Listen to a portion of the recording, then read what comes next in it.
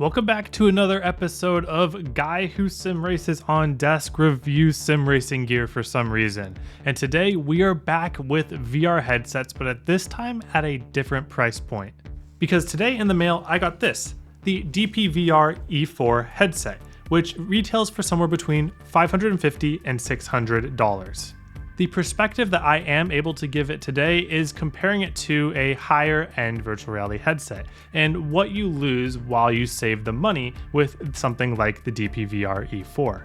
What I can't do is compare the DPVR E4 to any of its competitors like the Meta Quest 3 because I simply just haven't tried any of the competitors yet, so make sure that you look up for yourself reviews and comparisons and specs and all that stuff before doing any purchasing for yourself. And finally, just like all other product reviews / testing, I am inherently biased because even if I want to be biased or not, DPVR kindly sent me a VR headset for free. How can I not be biased against them? So with that in mind, let's see what my first impressions are. All right, I think I got everything set up. This wasn't actually too hard to set up at all. Maybe took me about 30 minutes. Pretty plug and play if you ask me. And let's get into the session here. So this is just a test session. I'm going to do an AI race after this just to see what it's like driving around other cars. Not nearly comfortable enough to do a real race yet with VR, but I am getting more used to it. So right off the bat, what I'm looking at here, I can definitely tell that I don't have as much peripherals as with the more expensive VR headsets, but it almost feels like I'm just wearing like a racing visor almost. It seems like, now that I think about it, if I had a ton of peripherals, that it would almost feel like less realistic to what I would be actually seeing in a car, especially with like the pads beside me and all that. So it's not that jarring to have less of a peripheral view here. It feels kind of natural, actually, almost like I was go-karting. And that's the only in-life driving racing type thing I've ever done is rental karts. So let's see, I'm definitely still slower in VR for sure. I don't know if I'll ever be faster. You guys tell me, is my setup, the field of view, all that, my height, does that all look natural to you guys? Because it feels pretty natural to me right now. I have kind of a hard time telling where the wall is, but I'm so used to just locking my head straight. It's feeling really weird for me to like turn my head. I might have overdriven that. Ow. Like even there when I'm heading towards the wall, like I'm looking with my eyes, not my head.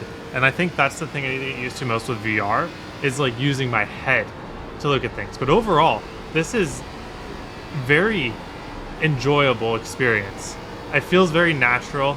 Definitely a little bit like pixely at times, like I can kind of see individual pixels on like the logos or the edge of the wall sometimes. I'm getting kind of a weird double vision thing every so often if I'm like kind of seeing my peripheral towards like my hands or my wheel. But overall, it feels very real. Not quite as real as the expensive headsets, but it's completely drivable. Like, these are my first laps here. It's pretty natural. And while I'm not even close to being fast, that would just be something that I would build up to. The frame rate as well, very good. This can go all the way up to 120 hertz. And that is perfect for me because every time I've tried VR and I've been running at like 60 hertz, I got like headaches and just nauseous. But here, very nice. Like, I don't feel myself even straining at all looking at this because I think my brain is pretty convinced that this is like a natural frame rate. All right, here we go. So AI race, as you'll see, turned a lot of things off, turned a lot of graphics down just to try to help with it. My computer's kind of a mid-level computer. My CPU isn't the best. It probably needs an upgrade. And so that's what's kind of limiting me. You can see I'm getting only in the 80s, maybe pushing 90 on the frames on pretty low settings here, not much left to turn down. But my graphics card seems to be completely fine for the job here. It's just my CPU. So if you have a high-end, you should be able to use this, if you have a high-end computer, you should be able to use this VR headset with very good settings and very good frames on iRacing. mid-level computer, you'll probably have to just have decent frames and low settings. And then a low-end gaming PC, I doubt this would run very effectively at all. You can see a little tiny bit of stuttering as I move my head around, but it's not too bad.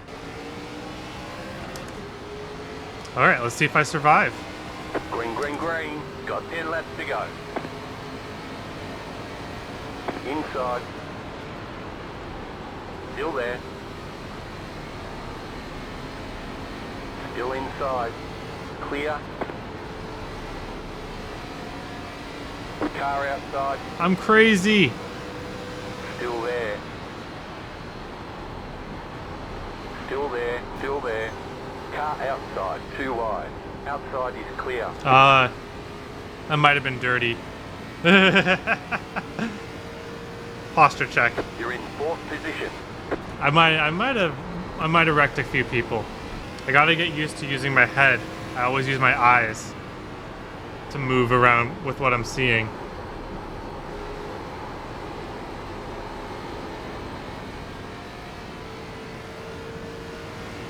Yeah, look at that. Frames are gone way up now that I am on my own pretty much with just a few cars in front and back, so that's nice.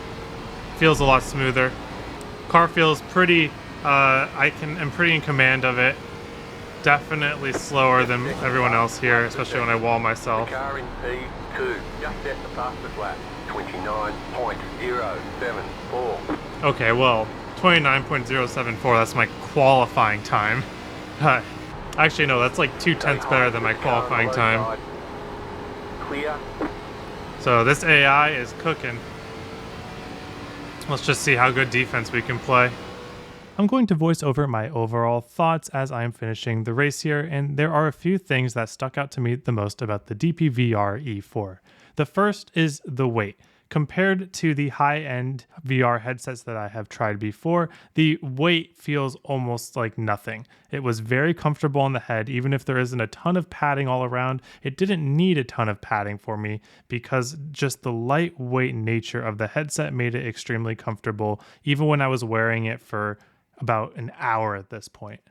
I don't see myself having any problems wearing this headset for multiple hours at a time. One of the main drawbacks that come with that, though, is the hidden immersion that you get from not quite having that same crystal clear resolution that you have on the more powerful headsets. While on the high-end headset, I was able to fully immerse myself in the game and make it feel like I was actually in there, I never quite had that feeling while I was with this headset because there was always some pixel blinking, always some artifact or something like that that was there to remind me that I wasn't really there. The head tracking was good and always felt extremely responsive, but once in a while, especially in the situations where my computer started struggling, it did get a little bit jittery and you could see some stutters as you moved your head quickly from side to side, which is what you need to do if you want to be sim racing with a VR headset. The sound on this headset is definitely not as good as the high-end headsets. It felt a lot more like I was listening to speakers coming out of my monitor than actual headphones. It didn't feel as immersive on the audio side as I might have wanted it to be. Even with all that being said, though, I felt more comfortable driving in the lower end headset than the higher end headset. And honestly, I think it mostly comes down to that weight factor. If I'm just feeling natural while I'm driving, there's less for me to have to think about while driving. And even at a place like Darlington, I was able to be pretty consistent, even when I'm not that consistent, even on a monitor in the first place. And this might be completely odd to say, and I might have touched on it a bit in my testing session, but having the lesser peripherals on this headset almost felt more immersive in the setting of the car than having that full side peripheral in the high-end headset. I wouldn't call that a benefit though, because there's a setting in iRacing where you can literally look out of a driver's helmet and you can just turn that on if you want that sort of immersion. Get the angle. No! Inside. Ah! Clear. Ah! Hey, good save. Yeah, it's fun though. That's a ton of Car fun. behind is closing on you. Ah. You got this. 3. That's a top 10 it looks like. So after further testing this headset, trying in more sessions, trying some open practices, but never actually a race, who would I recommend this headset for? I think if your number one priority is that immersion, is that realism, then you're better off saving up for a higher tier, more expensive VR headset, which can give you more pixels blasting into your eyes. If you really want that experience of head tracking, VR type experience, but you don't necessarily care too much about the immersion of it, I think this headset is a great place to start. My personal enjoyment between this headset and a more expensive headset is relatively close, given how far away the price points are, but that's because me personally, I'm not that much of a graphics and immersion nerd. I just like driving. And the lightweight factor of this headset honestly means a lot more for me personally, but I don't know if I could recommend it to everyone just because I have a really weak neck. But let me know what you guys think about VR headsets, cheaper ones, more expensive ones, in the comments down below. And once again, thank you to DPVR for sending me out this headset. And as always, thank you all for watching. Hope you have a wonderful day. Hope to see you all on the track.